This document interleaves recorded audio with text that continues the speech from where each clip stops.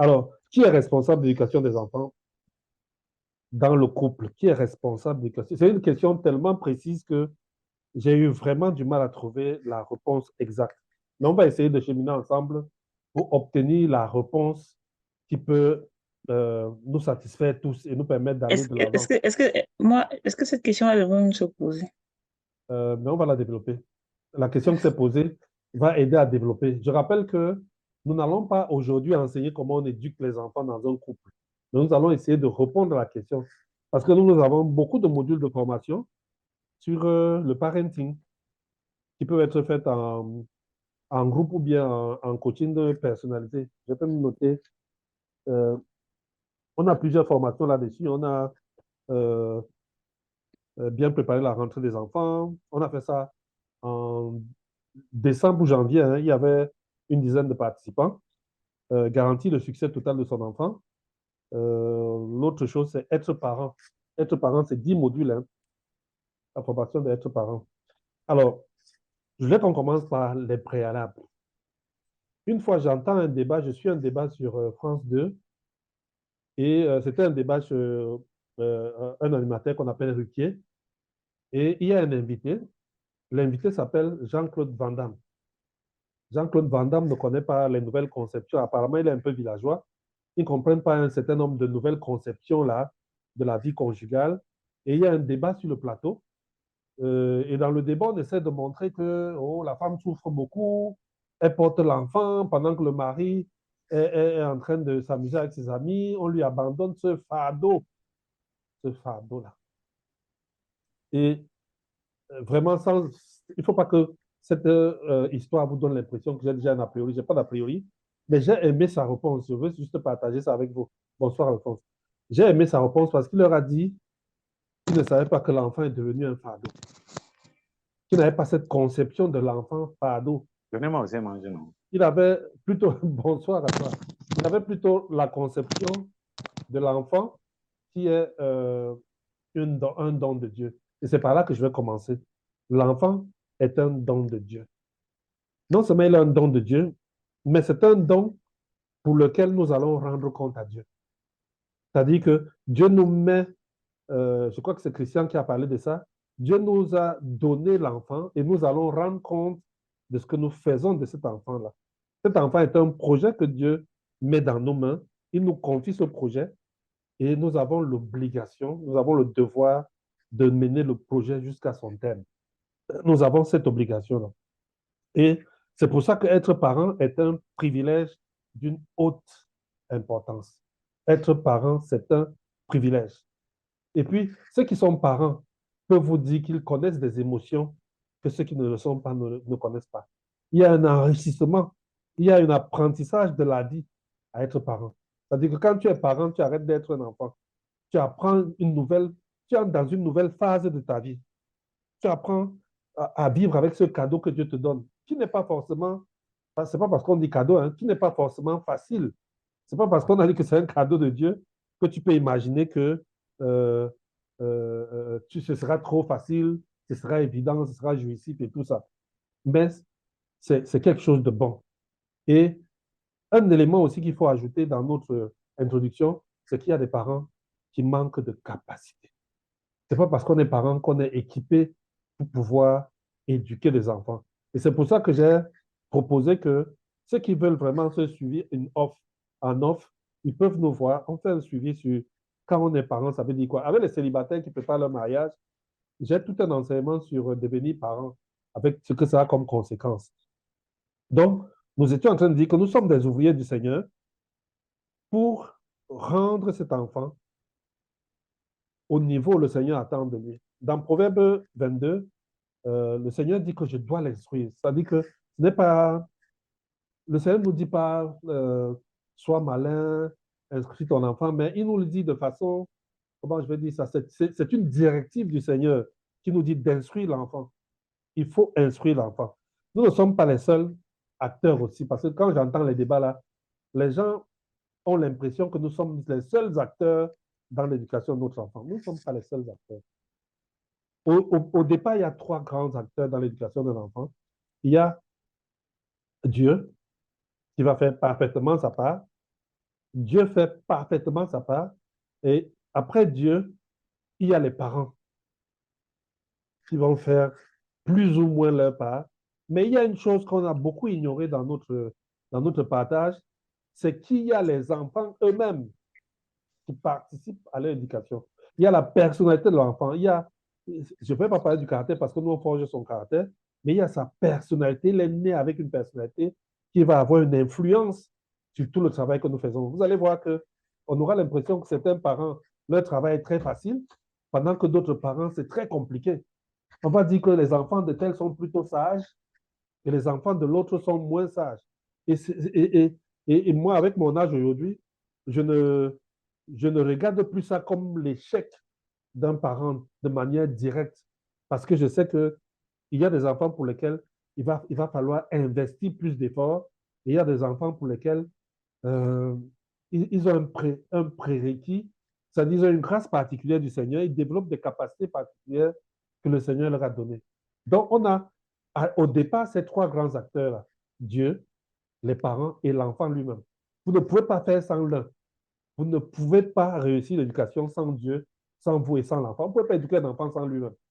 On est obligé de tenir compte de la personnalité de l'enfant, de qui est cet enfant, pour être capable de lui donner une bonne éducation.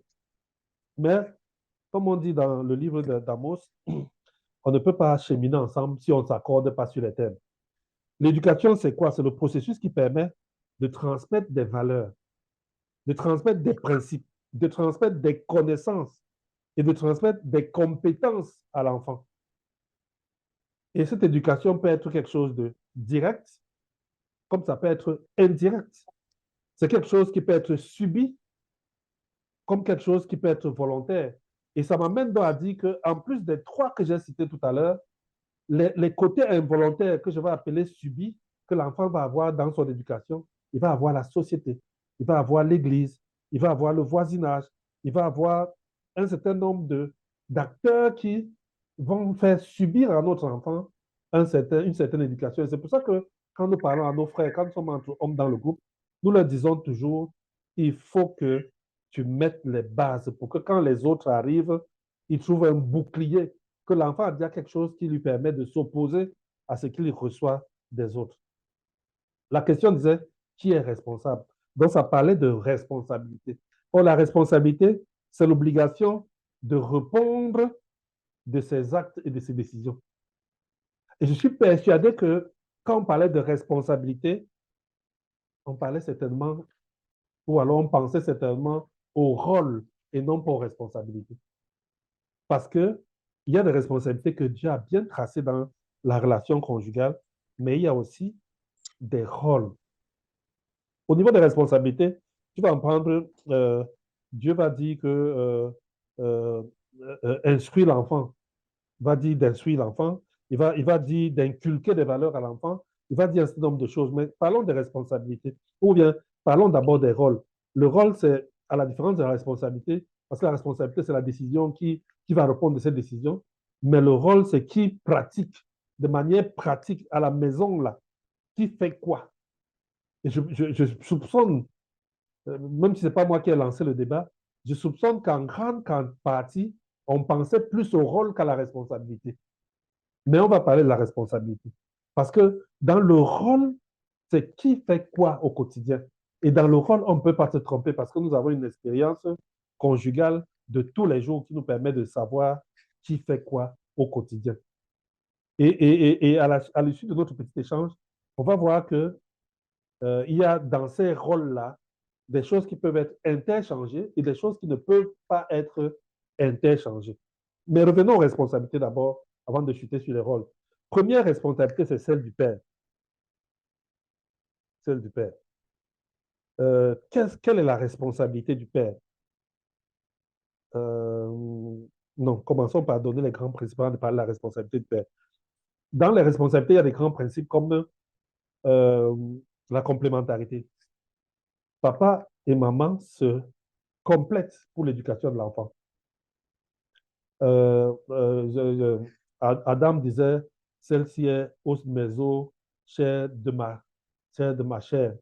Et dans Proverbe 1, le verset 8, on parle de écouter l'instruction de son père et ne pas rejeter l'enseignement de sa mère. Donc, on voit bien qu'il y a un ensemble, il y a un côté où l'autre instruit et on dit à l'enfant ne rejette pas l'enseignement de ta mère. Donc, il y a comme une complémentarité, l'instruction et l'enseignement. Beaucoup ne, certains vont dire, je ne comprends pas la différence entre l'instruction et l'enseignement, mais l'instruction, nous qui travaillons en entreprise, on sait que quand le patron instruit, il n'enseigne pas, le patron instruit. Et en général, quand on va voir les rôles tout à l'heure, on va voir qui donne l'instruction et qui enseigne. Alors, ils peuvent avoir des rôles différents en fonction euh, de la relation conjugale et en fonction aussi des capacités. En général, on sait que les enfants sont dans les bras de leur mère matin, midi, soir parce qu'elle est peut-être plus sensible et tout, mais on trouve des couples où ils sont beaucoup plus dans les bras de leur père parce qu'il est plus sensible, maman est plus difficile et tout. Et donc, dans ces responsabilités-là, nous sommes en train de parler des grands principes. Les parents doivent être capables de communiquer ensemble. Et vraiment, la formation de la communication commence lundi. Et parmi vous, tout ce que je vois là, aucun inscrit. Les gens inscrits ne sont pas parmi vous là. Personne n'est inscrit. Il y a des gens inscrits, mais vous n'êtes pas parmi. Les gens qui sont inscrits à la formation commencent lundi. Parce que pour mettre en place le cadre qui garantit le succès d'un enfant, il faut pouvoir communiquer. Beaucoup de couples ont mis en place des cadres où c'est un conjoint qui a mis le cadre. L'autre a seulement trouvé un cadre là, de temps en temps il est dedans, de temps en temps il sort du cadre, de temps en temps il est dedans. Mais pour pouvoir mettre en place ce cadre-là, il faut que le couple soit en mesure de communiquer. Et dans la formation que nous allons commencer, il y a tout un chapitre sur comment on communique pour pouvoir éduquer son enfant. Et puis, il y a aussi un autre chapitre sur comment on communique ou alors comment on gère les conflits liés à l'enfant ou à nos responsabilités par rapport aux enfants. Donc, les parents doivent être capables de communiquer pour mettre en place le cadre pour l'enfant. Parce que quand je disais que les rôles sont interchangeables, ce n'est pas pour improviser, mais ils sont interchangeables dans un cadre bien défini que le couple a déjà défini. On sait que voilà ce que nous voulons de notre enfant, voilà là où il va arriver, voilà ce qu'il va faire. Et chacun de nous sait que nous avons ce cadre-là. Et je vous dis, nous avons remarqué que si vous ne mettez pas en place le cadre, vous risquez de vous faire manipuler par les enfants. C'est-à-dire qu'au lieu que c'est vous qui leur montrez le chemin, c'est eux qui vous montrent le chemin. Mais le cadre-là vous donne donc cette petite garantie que même si je ne suis pas là, la personne qui est là va gérer ce cadre-là, va nous aider à rester à l'intérieur du cadre. La Bible dit, instruire l'enfant. Parmi les choses que Dieu attend des parents, des deux parents, que l'enfant soit instruit, que l'enfant soit élevé dans la discipline. Vous avez entendu, dans la discipline, parce que je sais qu'il y a certains pays là où on ne connaît pas la discipline. C'est-à-dire que parler de discipline parlant des enfants, c'est comme si on allait seulement tuer les enfants. Et j'ai admiré la jeune Camerounaise qui est venue laisser son enfant ici et qui est repartie là, pleurer dans les réseaux sociaux là. Ma mère m'a laissé au pays. Quand il devient insupportable, parfois, il y a des endroits où il faut le déposer comme chez nous là.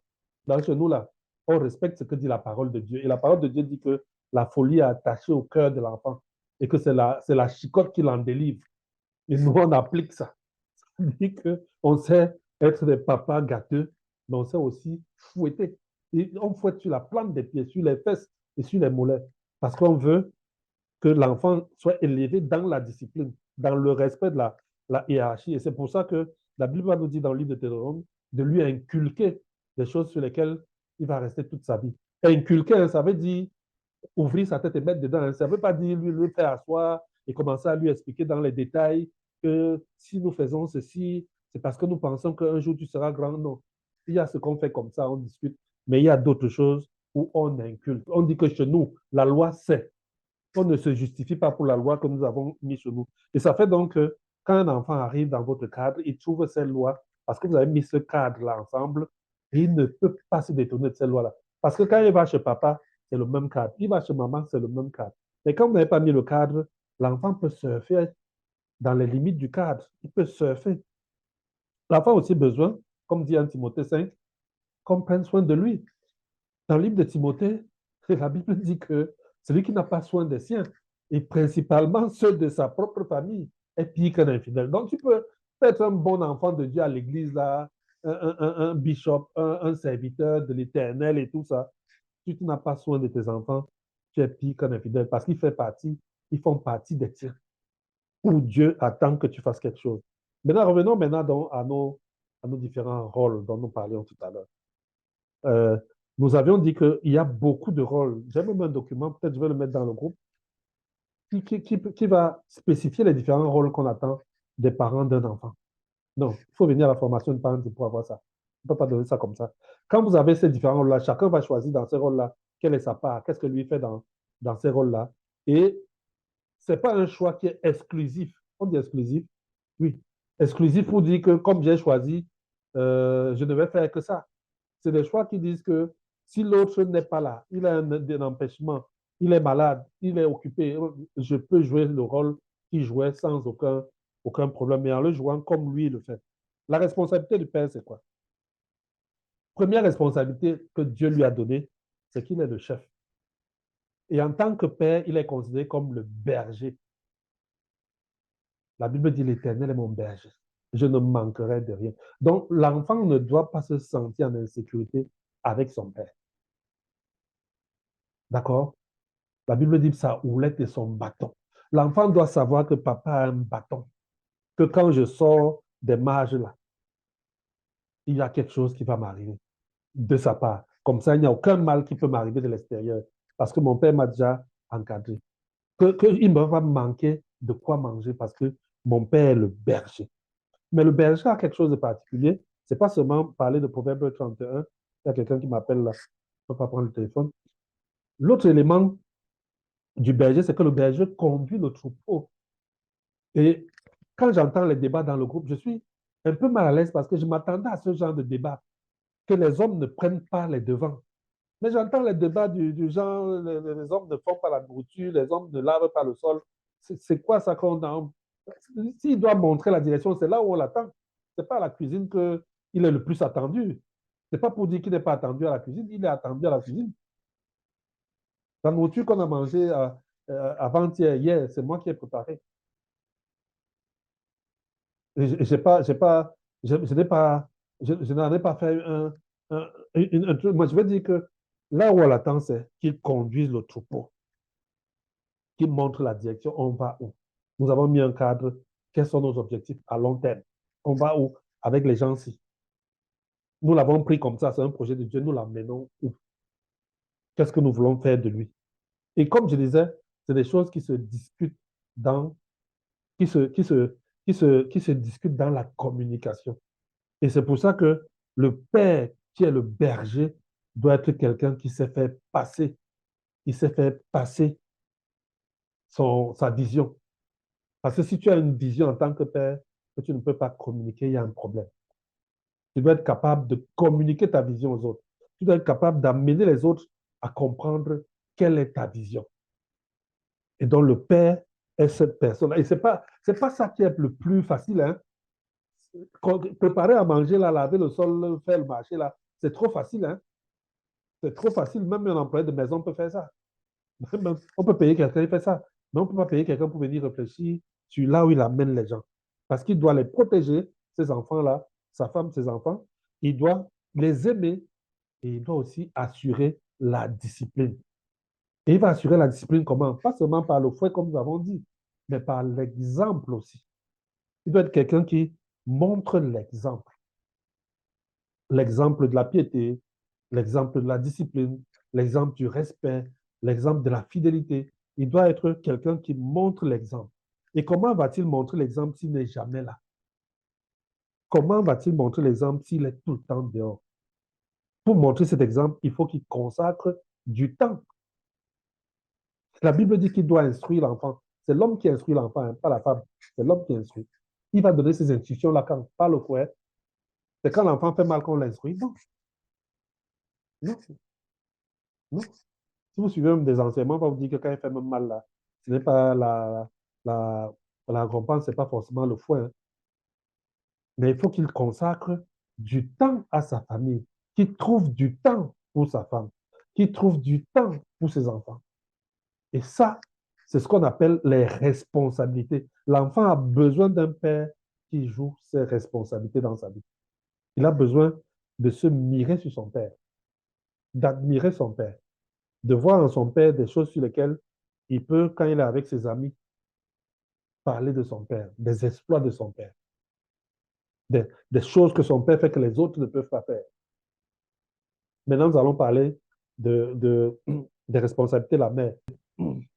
Alors, je continue avec les responsabilités du père. J'ai dit les responsabilités de père, on a dit les bergers, il doit montrer la direction, il doit protéger, il doit discipliner, il doit être un exemple et il doit trouver du temps. Et j'ai dit que ce n'est pas la chose la plus facile. Ce n'est pas la chose la plus facile dans la relation conjugale. Maintenant, quelles sont les responsabilités de la mère vis-à-vis de l'enfant? La mère est celle qui couvre. Elle a commencé à couver depuis très longtemps. C'est-à-dire que le mot peut paraître très animalier, mais bon, je ne sais pas quelle expression utiliser. Parce qu'on dit souvent couver les œufs. C'est Alphonse même qui est souvent dans ces choses-là. On dit couver les œufs de caille, non, Alphonse? On couvre. Donc, la maman a cette responsabilité d'être celle qui couvre, qui protège les enfants. Et vous allez constater que, sans le vouloir, quelle que soit la société, les enfants ont tendance à se coller à leur mère, moins à leur père qu'à leur mère. Ils se collent de manière naturelle à leur mère parce que la mère a cette responsabilité de couver. Dans la société chrétienne, le père instruit, la mère enseigne. Le père donne les gros décrets, la maman donne les décrets d'application. Parce que c'est elle qui est avec eux. Dans la société ancienne, qu'est-ce qui se passait? Le père, comme il siégeait aux portes de la ville, il n'était pas là pour pouvoir expliquer un certain nombre de choses à l'enfant. Et donc, ce qui fait que quand lui, il arrivait, c'était pour gronder seulement, pour dire, on n'a pas fait ceci, je ne veux plus entendre ceci, voilà comment je veux que ma maison marche. Mais dans cette société ancienne, il n'avait pas souvent tout le temps qu'il faut, parce que quand il était aux portes de la ville pour bagarrer là-bas, pour faire les guerres aux Philistins, c'est la maman qui était à la maison. Et donc, c'est elle qui devait, parce qu'elle a une bonne communication avec son mari, elle sait ce que son mari veut faire de la famille, et elle est donc celle qui est, on va dire, inclinée, qui décline les grandes lignes que le mari a données, c'est elle qui va rester les décliner à la maison. C'est la maman qui prend soin des enfants. C'est la maman qui prend soin des enfants, c'est elle qui enseigne. Prendre soin ne veut pas dire que le papa ne doit pas prendre soin des enfants. Mais nous sommes dans les grandes responsabilités et nous avons dit que quand tout ça est encadré, quand c'est dans un cadre, mais aujourd'hui, maman travaille. Maman travaille. Est-ce que ça veut dire que quand papa se retrouve seul euh, à la maison, alors que maman est au travail, il dit que quoi que maman va revenir vous faire à manger, maman va revenir vous laver, maman va revenir vous nettoyer? Non, non. Et je vais vous donner même une anecdote là-dessus, d'une déception, que quelqu'un qui pensait être modèle, quelqu'un de bien, a été très déçu par son épouse. Qu'est-ce qui se passe? Lui se dit, comment, c'est Franck qui disait ça tout à l'heure, il va tout faire à la maison, nettoyer, langer les enfants et tout ça. Et quand sa femme rentre du travail, la première chose qu'elle fait, c'est de mettre sa main dans le sous-vêtement de l'enfant pour voir s'il a fait popo. Papa a passé la journée avec lui. Il a été très frustré parce que c'est une trahison. C'est-à-dire qu'elle lui montre que ce n'est pas ton rôle. Et que même si c'était ton rôle, tu ne peux pas l'assumer comme moi, je l'aurais assumé si j'avais été là. D'autres femmes à qui j'ai exprimé cela m'ont dit que non, parfois on connaît son mari, on sait qu'il est négligent, on va le laisser avec les enfants, il ne va pas faire, il va pas faire. Mais bon, mais c'est un geste qui montre quand même que de manière naturelle, la maman a l'habitude de prendre soin et elle ne force pas pour le faire. Elle n'a pas besoin d'un entraînement pour prendre soin de ses enfants. Pour enseigner, je vous assure, je vous mets au défi, on est 11 là. Je vous mets au défi, vous me montrez les couples où les hommes font les répétitions régulièrement aux enfants au même rythme que les femmes. C'est-à-dire, on compte les couples. On met d'un côté les couples où les hommes font les répétitions et d'un autre côté, les couples où les femmes font les répétitions. Vous allez voir que assez souvent, la femme est plus comment je vais dire, elle est celle qui fait le plus de répétitions. Je ne sais pas, je ne vais pas dire qu'elle est plus, euh, je vais pas dire qu'elle est plus compétente ou bien qu'elle a des prédispositions, mais j'explique les faits. J'explique les faits. Et qu'est-ce qui s'est passé? Le temps de Dieu ne change pas. Le temps change, mais le fonctionnement de Dieu ne change pas. OK. Et tu dis que depuis les Philistins, qu'est-ce qui s'est passé? Je vais lire un peu ton commentaire là. Qu'est-ce que tu C'est as dit Viviane là? qui veut savoir. Pardon? Viviane dit que depuis que la période des Philistins, les rôles là n'ont pas changé. Non, on va y arriver. On va y arriver parce que la vérité, La vérité est ailleurs. Et donc, je voulais juste expliquer que on va observer que les hommes font moins les répétitions que les femmes. Nous avons des rôles qui sont presque les mêmes, mais on a l'impression que les hommes ont tendance à plus accepter la fatigue que les femmes. C'est-à-dire que quand on est sincère, quand on est honnête, on reconnaît que nous rentrons ensemble, mais elle peut encore faire un effort supplémentaire. Je me rappelle, j'avais invité un pasteur à une de mes émissions, euh, et à l'émission, le pasteur disait à son épouse que vraiment Dieu vous a donné des attributs particuliers, vous êtes plus forte que nous, vous êtes capable de tenir bien mieux que machin, machin, machin. Mais il y a une vérité, c'est que quand moi, personnellement, quand ça m'est arrivé de faire des répétitions, j'étais d'une impatience qui a fait que immédiatement j'ai dit à mon épouse, il faut qu'on recrute des répétiteurs. Que moi, je ne peux pas. Je ne sais pas, je vais exploser. Et parfois même, j'ai eu à faire des exercices. Et le gars rentre, on a barré ça à l'école, on a barré. Ça dit que je fais des exercices de mathématiques à un enfant de cinquième. Moi, j'ai une licence de maths. Hein. C'est-à-dire, avant de faire informatique, j'ai fait d'abord les maths. J'ai une licence de maths. Je fais des exercices, on barre. La maîtresse barre, que c'est on n'a pas appris ça à l'école. Et quand je vais voir la maîtresse, elle me dit effectivement, vous n'avez pas lu le cahier de l'enfant. Je dis donc, pour répéter mon enfant en mathématiques, il faut que je relise d'abord le cours que toi Mhm. tu as donné. Toi, tu n'as même pas La mon méthode, niveau. Tu n'as la même pas mon niveau, mais il méthodologie. faut que je relise d'abord ton cours avant de faire l'exercice de mon fils. Et donc, du coup, j'ai dit, je ne peux pas rentrer au travail à 19 heures, épuisé de la journée, là, et je vais relire encore le cours à zéro. J'ai dit à mon épouse, je préfère qu'on prenne un répétiteur. Mais elle, elle était forte, elle pouvait lire, relire le cours, prendre du temps, avec le même niveau d'occupation que moi. Donc, là, je confesse quand même que c'est une réalité qui est là et que nous devons reconnaître qu'elles font souvent un investissement plus important dans ce domaine-là que nous. Que nous avons souvent, je ne sais pas, peut-être que nous avons plus de pression au niveau social. Hein. Peut-être que même quand on est tous deux directeurs, les hommes sont plus fatigués que les femmes. Je ne sais pas. Bon, j'en sais rien, mais c'est un fait. Elle s'est couvée, elle s'est enseignée, elle sait gérer le foyer. Et vous allez observer que chaque fois que la femme va abandonner le foyer, la gestion du foyer à son mari, euh, elle est peut-être satisfaite émotionnellement, peut-être son amour propre est bien développé, mais le foyer marche moins bien que quand c'est elle qui tient le foyer. C'est une réalité. Je confesse et c'est un hommage que je rends aux femmes là. Et je dis, il y a des choses, c'est des responsabilités que Dieu a données, couver, prendre soin, enseigner, faire du foyer un bon cadre. À cette époque-là, comme quelqu'un a dit tout à l'heure, on allait lutter contre les Philistins. Aujourd'hui, nous n'allons plus seuls chercher l'argent. Même à cette époque-là, les femmes faisaient le business, mais elles le faisaient étant à la maison. Donc, elle n'allait pas forcément loin. Et là où elle allait pour le business, ça pouvait être sa plantation. Donc, elle allait à la plantation avec ses propres enfants. Donc, il n'y avait pas un gros problème là-dessus de détachement avec les enfants. Mais aujourd'hui, nous tombons dans une société dans laquelle elle ne peut pas amener les enfants au bureau. Monsieur aussi ne peut pas amener les enfants au bureau. Et donc, du coup, ça devient compliqué. Il faut trouver donc un moyen de gérer ensemble. Et c'est pour ça que pour pouvoir gérer ensemble, je pense qu'il faut donc trouver ce cadre-là. Une seconde, là, pardon. Juste une seconde.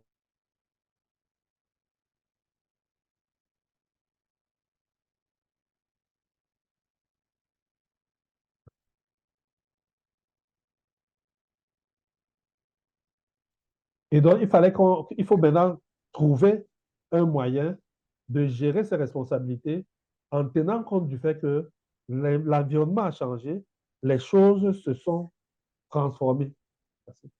Les choses se sont totalement transformées. Si ma pote, s'il te plaît.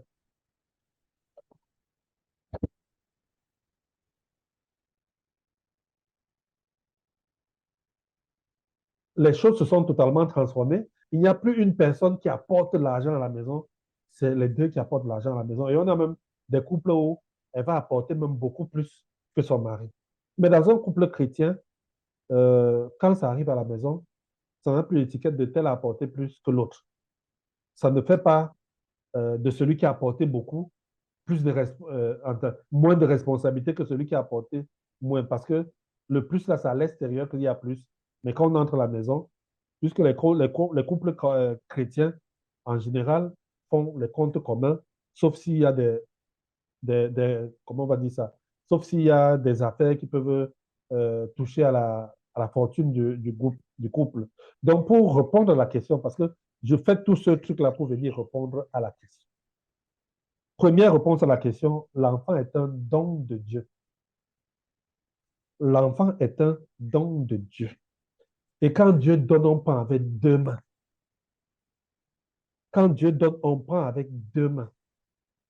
Ça veut dire que dans la société ou dans laquelle nous vivons, vous voyez le petit roi Bamoun là, moi je suis d'origine Bamoun, vous voyez le petit roi Bamoun là, s'il m'invite et j'arrive, il me donne un téléphone, Choronko, que voilà ce que je t'offre.